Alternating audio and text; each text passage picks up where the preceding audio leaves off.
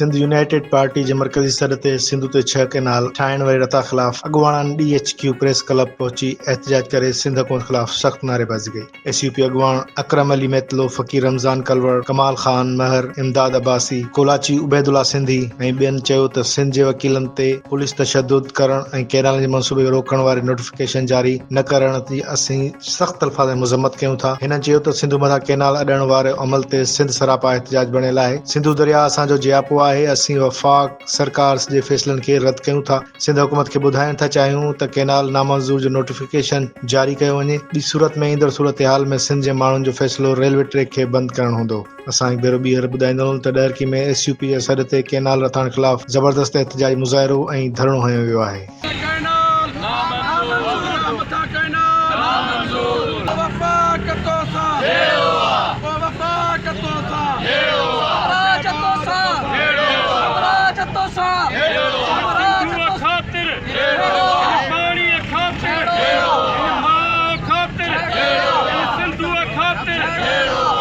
दुश्मनन